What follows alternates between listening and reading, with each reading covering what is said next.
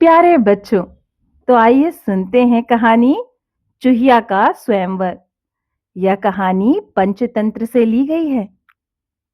गंगा नदी के किनारे एक तपस्वियों का आश्रम था। वहां याज्ञवल्क्य नाम के मुनि रहते थे।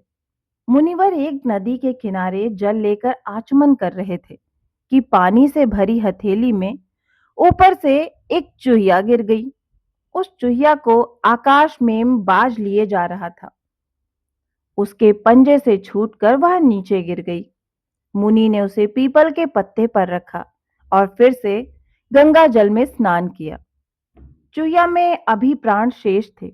उसे मुनि ने अपने प्रताप से कन्या का रूप दे दिया और अपने आश्रम में ले आए। मुनि पत्नी को कन्या अर्पित करते हुए मुनि ने कहा कि इसे अपनी ही लड़की की तरह पालना।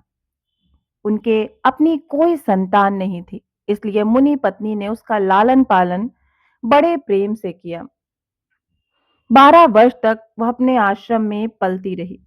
जब वह विवाह योग्य अवस्था की हो गई तो पत्नी ने मुनि से कहा, नाथ, अपनी कन्या अब विवाह योग्य हो गई है, इसके विवाह का प्रबंध कीजिए।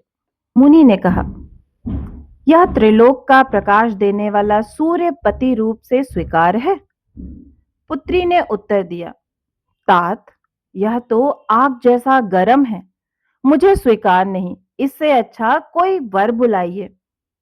मुनि ने सूर्य से पूछा कि वह अपने से अच्छा कोई वर बतलाए। सूर्य ने कहा, मुझसे अच्छे मेघ हैं जो मुझे ढककर छिपा लेते हैं।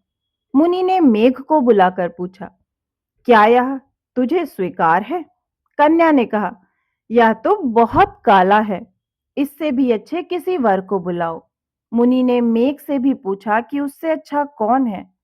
मेघ ने कहा, हमसे अच्छी वायु है जो हमें उड़ाकर दिशा दिशाओं में ले जाती है। मुनि ने वायु को बुलाया और कन्या से स्वीकृति पूछी। कन्या ने कहा, तात, यह तो बड़ी चंचल है, इससे भी किसी अच्छे वर को बुलाओ। मुनि ने वायु से भी पूछा कि उससे अच्छा कौन है। वायु ने कहा, मुझसे अच्छा पर्वत है जो बड़ी से बड़ी आंधी में भी स्थिर रहता है। मुनि ने पर्वत को बुलाया तो कन्या ने कहा, तात, यह तो बड़ा कठोर और गंभीर है, इससे अधिक अच्छा कोई वर बुलाओ। मुनि ने पर्वत से कहा कि वह अपने से अच्छा कोई वर सुझाए। तब पर्वत ने कहा, मुझसे अच्छा चूहा है जो मुझे तोड़कर अपना बिल बना लेता है। मुनि ने तब चूहे को बुलाया और कन्या से कहा, पुत्री, या मूषक राज तुझे स्वीकार हो तो इससे विवाह कर ले। मुनि कन्या ने मूषक राज को बड़े ध्यान से देखा। उसके साथ उसे विलक्षण अपनापन अनुभव हो रहा था।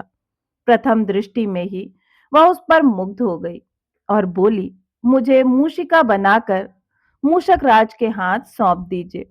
मुनि ने अपने तपोबल से उसे फिर चूहिया बना दिया और चूहे के साथ उसका विवाह कर दिया। तो बच्चों, आपको ये कहानी कैसी लगी? मुझे आशा है कि आपको ये कहानी बहुत ही पसंद आई होगी। अगर आपको कहानी पसंद आई है तो इसे अपने दोस्तों के साथ शेयर करें। और हाँ, इसी तरह की मनोरंजक कहानियां सुनना चाहते हैं तो इस चैनल से जुड़ें और इसे सब्सक्राइब करना ना भूलें। फिर मिलती हूँ एक और नई कहानी के साथ। तब तक आप सभी अपना खास ख्याल रखें।